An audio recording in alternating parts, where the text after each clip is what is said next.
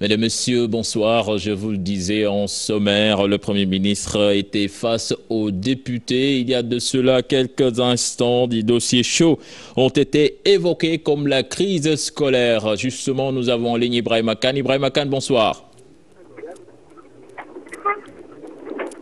Ibrahima Kane, bonsoir. Bonsoir, Cheikh Tidiane Diao. Alors, qu'est-ce qu'on peut retenir de ce face-à-face? Oui, il faut dire que la séance question-réponse entre députés et gouvernement vient juste de se terminer. Elle s'est tenue en 122 minutes et 14 questions ont été posées par les parlementaires, 10 pour la majorité, 3 pour le groupe parlementaire démocrate libéral et 1 pour les non-inscrits. Entre autres questions, retenez la crise de l'enseignement supérieur avec notamment la loi cadre portant réforme des universités publiques du Sénégal, le problème de la SUNEOR avec la décision d'Abba Jaber de céder 2 unités de la boîte, la campagne agricole, mais aussi le problème autour du départ de certaines compagnies aériennes comme South Africa Airways et Emirates. Le gouvernement a répondu selon les secteurs concernés. Et pour ce qui est de la crise de l'enseignement supérieur, le ministre de tutelle rassure, Mary Teuw Niane déclare que les négociations entre les syndicats de l'enseignement supérieur se portent bien et que demain, ils seront de retour à la table des négociations et le gouvernement espère que des solutions seront trouvées. Pour la SUNEOR, le Premier ministre reste catégorique. L'État, dit-il, va s'opposer à toute cessation d'unité de la SUNEOR sur décision du chef de l'État Macky Sall. 2 options se présentent dès lors pour Abba Jaber, ou bien il continue son investissement, ou bien il quitte la SUNEOR, précise le Premier ministre. Et s'agissant de la problématique autour du départ de certaines compagnies du Sénégal, le ministre du Tourisme et des Transports aériens précise que South African Airways a décidé de limiter ses interventions au Sénégal en raison de difficultés de trésorerie interne. Et pour Emirates, Abdoulaye Diouf Sarr déclare qu'il n'a jamais été question du retrait de cette compagnie. Alors, en quintessence, retenez que ce premier exercice du genre n'est pas bien apprécié de tous les députés. Et certains disent rester sur le frein, estimant que la rencontre était tout simplement une manière pour le gouvernement de faire sa communication. Voilà, Ibrahima Kane, merci. Certainement, nous aurons tout cela en son et en image dans le bulletin d'information de 0h et dans les éditions du matin également. Donc, vous l'avez entendu, le gouvernement du Sénégal disposé à ouvrir les négociations entre le SAES et le gouvernement donc pour résoudre ce problème qui mine l'enseignement supérieur au Sénégal. La SUNEOR également, l'État qui s'oppose à la balkanisation. Nous reviendrons sur tout cela. Nous parlons à présent du procès Karim Wade Al-Bourindao, un procès renvoyé au 26 mars prochain sur demande du procureur. Les avocats de la défense qui réclament 47 milliards de francs CFA pour laver l'honneur de leurs clients. Adia Tala est en ligne. Adia, bonsoir. Bonsoir, Cheikh Tidiane. Alors, Adia, vous confirmez un procès renvoyé jusqu'au 26 mars? Oui, effectivement, le procès est renvoyé jusqu'au 26 mars. Il faut signaler que Karim Wade, absent à la barre, ses avocats dans leur plaidoirie ont demandé au président du tribunal correctionnel de reconnaître le prévenu Papa Bourindao, administrateur provisoire de Diffie Wade, coupable de faux, usage de faux en écriture privée et la réparation d'un préjudice de 47 milliards. Maître Firé Clédorli va plus loin et demande le retrait de la qualité d'expert du prévenu. Selon ce dernier, le délit du faux usage de faux du prévenu est un crime et un délit contre la paix publique.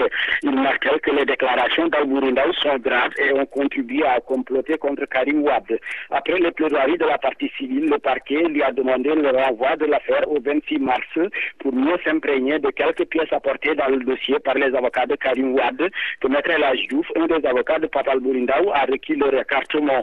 L'audience qui a duré 6 tours d'horloge est ponctuée par des incidents d'audience provoqués parfois par les avocats des 2 parties, tantôt par le président du tribunal qui rappelle à l'ordre un des assesseurs qui faisait dans le zèle, ou un jeune parmi le public mis aux arrêts avant d'être libéré pour avoir perturbé l'audience châtillane. Donc il faut retenir que le procès va reprendre le 26 mars prochain. Adia Tala, merci. Je vous le disais en sommaire, quartier sûr, un nouveau système lancé par l'agence de sécurité de proximité. L'objectif est de mettre en place une sécurité communautaire. La surveillance de jour comme de nuit est assurée. Sacré-Cœur Extension sera la zone pilote pour la semaine prochaine. Cela a fait l'objet d'un CRD sur la gouvernance sécuritaire de proximité. Compte rendu signé Maïmouna Ndiaye et Mohamed Dian. L'agence de sécurité de proximité met en place Quartier Sûr. L'objectif de ce concept est de lutter contre l'insécurité et la délinquance dans les villes. Le Quartier Sûr consiste à permettre aux citoyens d'avoir dans les quartiers des assistants de sécurité de proximité. Dans les quartiers, les gens mutualisaient leurs moyens pour trouver un gardien. Mais le problème, c'est que quand il y a un problème, le premier complice, c'est le gardien parfois. Quartier Sûr sera expérimenté à Sacré-Cœur Extension. Le directeur général de la structure, cette fois-ci, promet de procéder à des enquêtes de moralité avant l'envoi des agents sur le terrain. Le choix qui a été porté sur Sacré-Cœur Extension, c'est judicieux. D'autant plus qu'ils sont venus vers nous depuis très longtemps pour solliciter cela. Avec l'appui de la police et de la gendarmerie, on tend vers une enquête de moralité en cas d'éventuel recrutement. L'adjoint du gouverneur de Dakar salue l'initiative. Il propose une formation continue des ASP. Les enseignements seront tirés à la suite de la mise en œuvre de ce nouveau projet initié par l'agence d'assistance à la sécurité de proximité. Quartier Sûr sera élargi à Dakar et sur l'ensemble du territoire.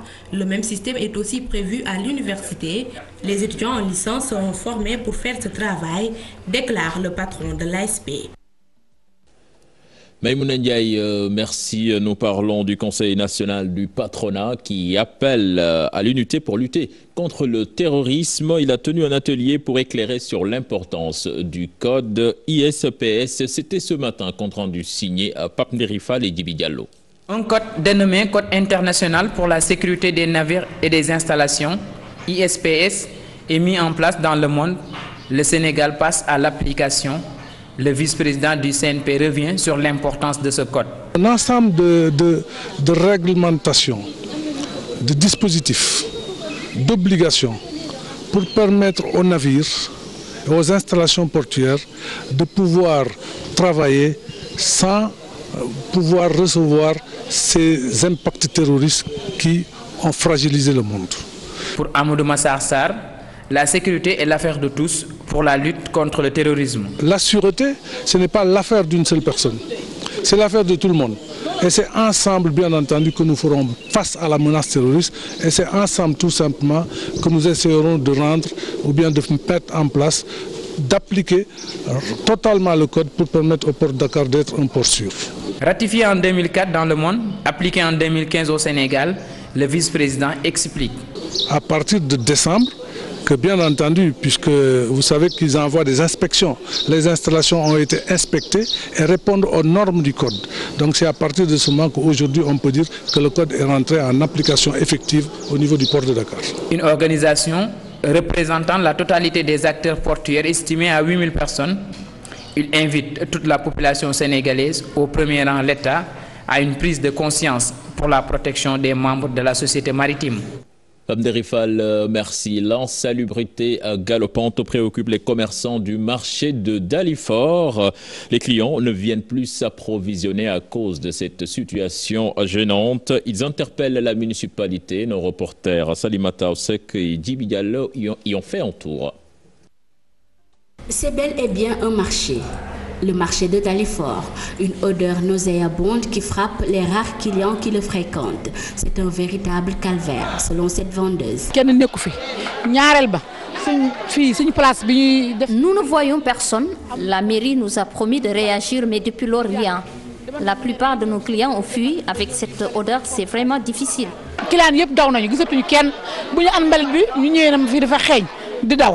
Cette commerçante fait savoir que les ventes sont à perte du fait du petit commerce de tabliers installé à l'intérieur du quartier. Ce sont les tabliers qui nous compliquent la vie. Les clients préfèrent s'approvisionner là-bas, mais c'est pas sérieux. Sylvie, une des rares clientes trouvées sur place, affirme qu'elle achète à contre-cœur. Je viens acheter, mais c'est dégoûtant, c'est trop sale. Vraiment, il faut réagir.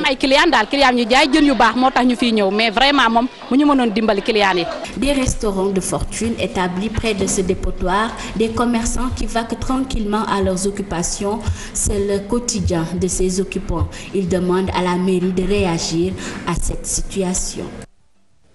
Salimata Osek, merci. Nous allons à l'école à présent avec le service d'assistance sociale dans les établissements scolaires, une structure qui travaille dans l'ombre. Les assistantes sociales accompagnent souvent financièrement les élèves issus de milieux défavorisés. Des cas psychologiques sont également pris en compte. Cependant, les moyens font défaut à cause de la forte demande. C'est un reportage signé Fatou Kinedem et Tierno Laurent Mendy. Lycée John Fitzgerald Kennedy, CM Martin Luther King.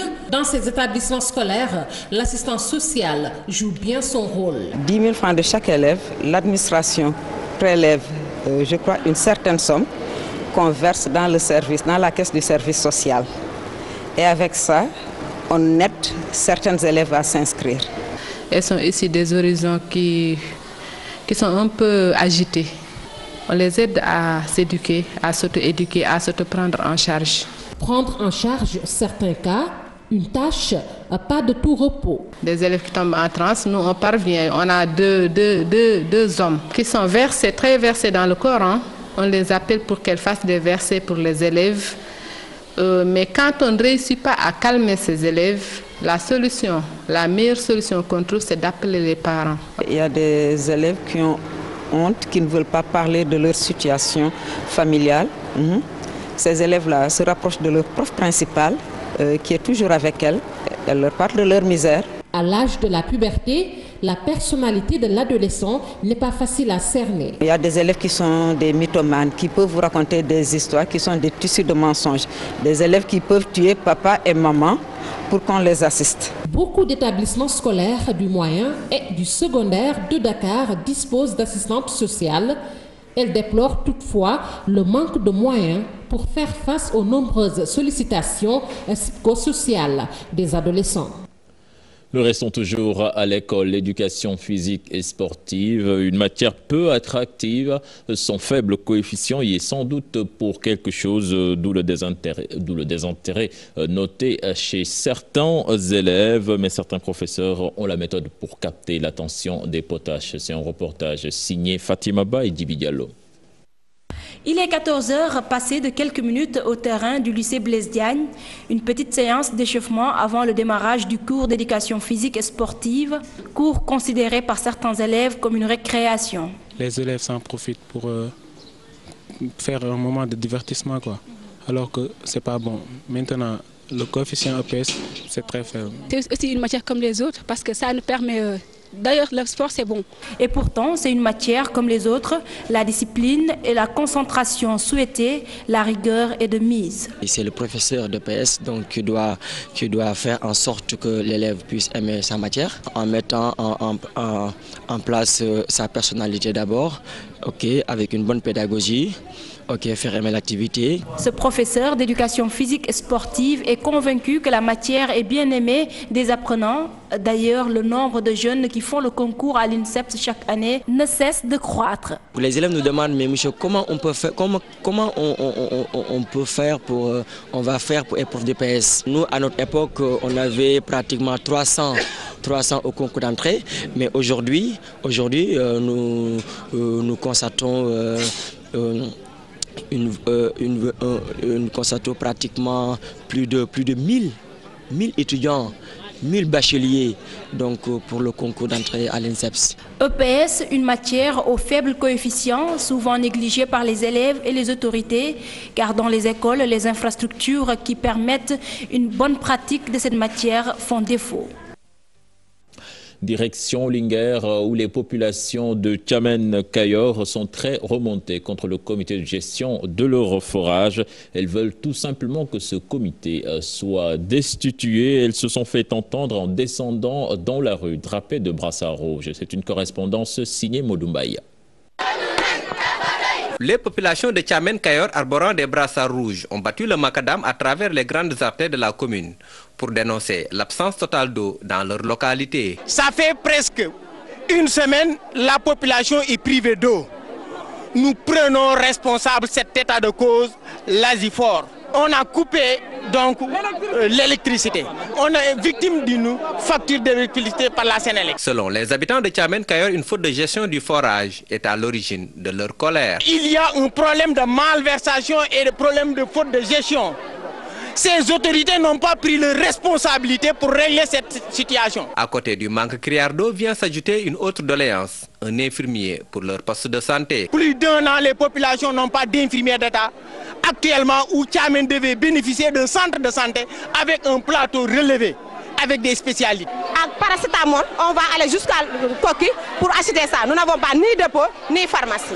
Donc il est temps au moins qu'ils viennent en aide pour cette population de Thiaménoise. Face à toutes ces difficultés, les populations de Thiamène-Kayor menacent de passer à la vitesse supérieure si toutefois les autorités étatiques n'accèdent pas à leurs demandes.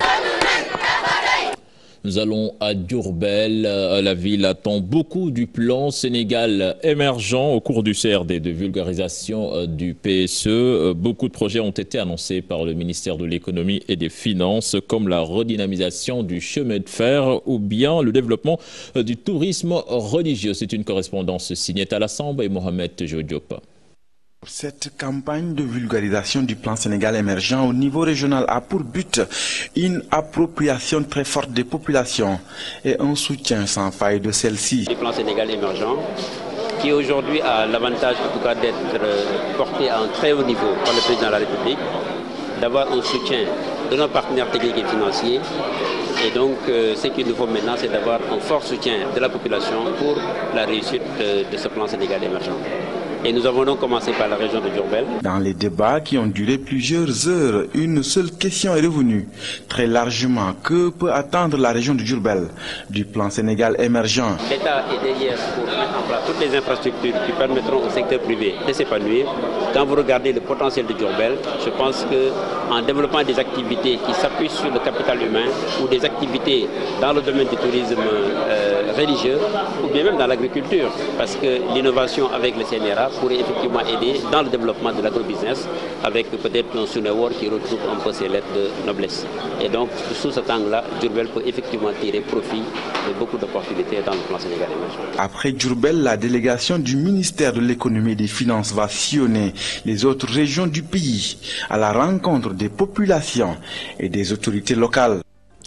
Mohamed Jodiop, les travaux de construction de la route Kébémer-Thiep-Saré-Dao, enfin lancés pour le plus grand bonheur des populations qui ont rencontré d'énormes difficultés sur cet axe. Le ministre de l'Agriculture et de l'Équipement rural a présidé la cérémonie en présence de l'ambassadeur du Canada au Sénégal. C'est une correspondance signée Tiernofal. Les populations des communes de Diokoul, de Thiep et de Bandaigne-Wolof dans le département de Kébémer vont bientôt retrouver le sourire. Cette piste va renforcer le potentiel maraîcher de cette zone, va diminuer les coûts de transaction, va diminuer les pertes post-récolte, va favoriser une meilleure circulation des biens et des personnes. Cette piste va aussi permettre de mettre en œuvre de façon optimale le plan d'aménagement de la bande de Filao. Cette piste qui sera réalisée dans le cadre du programme d'aménagement et de développement économique des Niayes est le fruit d'un partenariat entre l'État du Sénégal et le Canada. La piste dont les travaux sont lancés aujourd'hui s'inscrit en droite ligne dans les priorités du PSE. Elle pourra accroître la sécurité alimentaire, favoriser l'accès au marché, l'entrepreneuriat, les échanges et l'emploi, en particulier des jeunes, ainsi qu'aider l'autonomisation des femmes et la réalisation de leur plein potentiel. Finalement, les populations auront un meilleur accès aux services. La cérémonie de lancement des travaux de construction de cette route qui part de Kébémer à Saré-Dao en passant par Thiep a été effectuée en présence du ministre de l'Agriculture et de l'Équipement rural, de son Excellence Monsieur l'ambassadeur du Canada au Sénégal, des populations de ces localités et d'autres personnalités. En mode culture, dans ce journal, Note féminine, c'est la trouvaille de Baye Mbalo Kébé, une œuvre dédiée à la femme en ce mois de mars. L'artiste plasticien et archéologue qui traite des thèmes comme le viol ou bien l'excision. Aïssatou Païfal et Mardian ont assisté à l'exposition. Femme, maman, femme épouse, la femme dans toute sa splendeur. Mbalo Kébé, artiste, rend hommage, valorise, chante et peint la muse. La femme est au début et à la fin de toutes choses. Sans la femme, je me demande s'il y aurait la vie et le monde. La femme a beaucoup de faiblesses, autant de force qu'elle a, elle a autant de faiblesses. Et on s'en est toujours servi. On emploie des tas de prétextes pour les faire souffrir pour des choses inutiles. L'artiste ne s'arrête pas là. Il montre un engagement sans faille contre les violences faites aux femmes. J'ai eu à rencontrer des femmes qui ont subi ces choses-là et je me suis rendu compte qu'elles souffraient beaucoup sur pas mal de choses au moment de l'acte et dans autre chose. Donc déjà c'est une chose. Quant au viol, je suis très surpris que ça prend de l'ampleur chez nous. Nous étions dans un pays avec beaucoup de pudeur. Muntagassi, directeur de l'APIX, apporte sa contribution. Nous avons aussi pensé que c'était opportun pour nous de développer l'entreprise culturelle et de participer à sa promotion. Je pense que c'est aussi un des aspects qui rentre en ligne droite dans nos missions principales. La femme est au cœur du débat. La femme magnifiée dans la culture est au cœur du débat, mais aussi, comme je l'ai dit tantôt, il ne peut pas y avoir de développement économique et social sans égalité entre l'homme et la femme. Femme noire, femme nue, vêtue de ta couleur qui est vie, de ta forme qui est beauté, une beauté que Mbalo Kébé essaie de transmettre à bien des générations.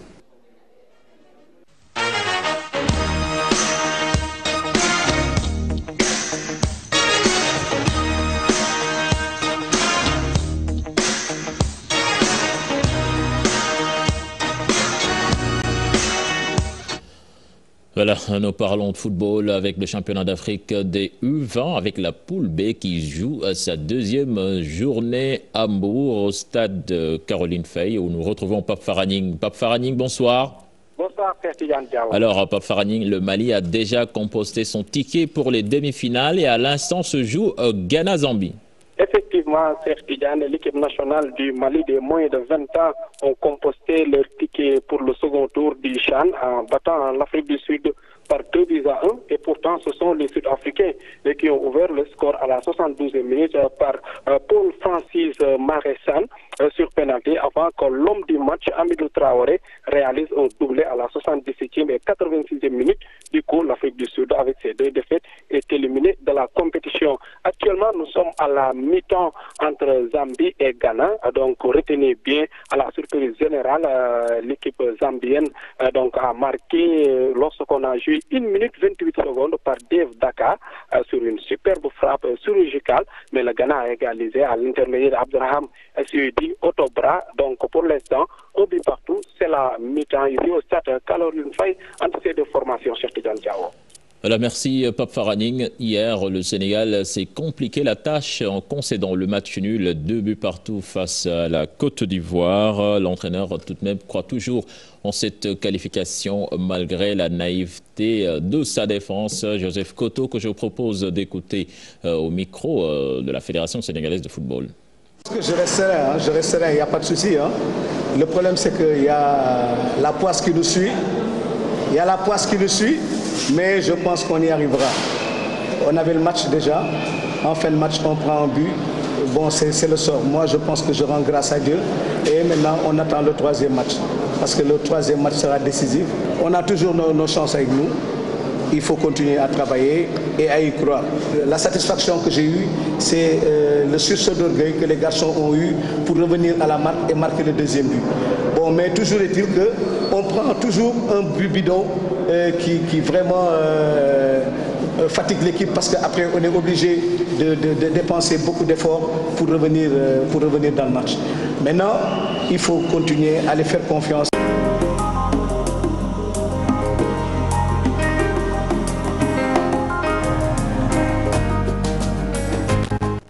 À présent, le dossier du jour qui s'intéresse à la santé des yeux, ô combien important chez les conducteurs de véhicules. Des spécialistes plaident pour des consultations beaucoup plus pointues pour détecter l'existence ou non de troubles de la vision, notamment dans l'obtention du permis de conduire. Un dossier signé Mam Biram Diouf et Mohamed Dia.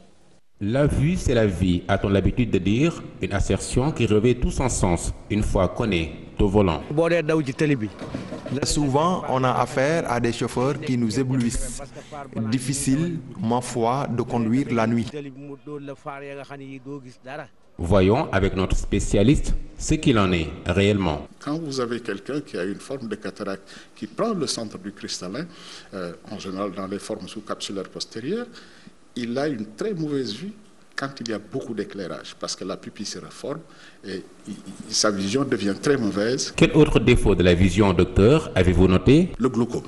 C'est une maladie qui est très fréquente chez nous, qui rend aveugle malheureusement, et qui a un début très insidieux. En réalité, les gens ne se rendent même pas compte de leurs troubles. Quand on se rend compte qu'on a des troubles visuels avec le glaucome, souvent c'est qu'on est au stade terminal. La myopie, la presbytie, les vis de réfraction, effectivement ça aussi c'est des choses qui entraînent des troubles de la vue. Un myope ne voit pas de loin, il ne doit pas pouvoir conduire tant qu'il ne porte pas sa correction. Vivre avec et continuer de vaquer à ses occupations en restant toujours au volant, c'est mettre sa vie en danger. Et c'est de ceux avec qui on est. Ça peut entraîner des accidents, même la mort. À revoir donc pour eux la façon de délivrer les permis de conduire. Vous pouvez avoir 3 dixièmes à un œil, 4 dixièmes à l'autre œil, peut-être on estime que vous êtes apte à conduire.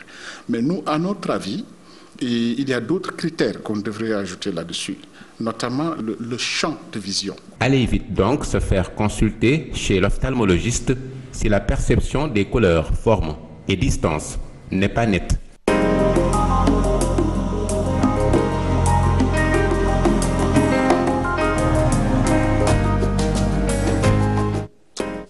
Voilà, merci Mambiram Diouf. C'est la fin de ce journal. Le micro, ou bien l'antenne, est à la permanence. Pape Cheikh Diallo, j'espère que vous ne souffrez pas de troubles de vue. Je ne pense pas, mais mauvaise habitude de conduire et regarder souvent son téléphone portable, c'est très dangereux, mais c'est ce que nous faisons souvent, nous les mauvais conducteurs. Les chauffards, oui. Voilà. Ce qu'il ne faut surtout pas faire. Voilà, à éviter. Merci en tout cas, Cher, pour ces infos. On retrouve la rédaction tout à l'heure à minuit pour le bulletin. Sinon, demain, l'information se réveillera très tôt, dès 6h45 pour d'autres infos. Voilà, donc on se donne rendez-vous demain pour la permanence. Inch'Allah. À 20h. C'était comme ça le journal de 20h. Merci à Cher Tidiane, merci à toute la rédaction de Télévision Futur Média. Dans quelques minutes, on se retrouve pour la suite et dernière partie de votre permanence.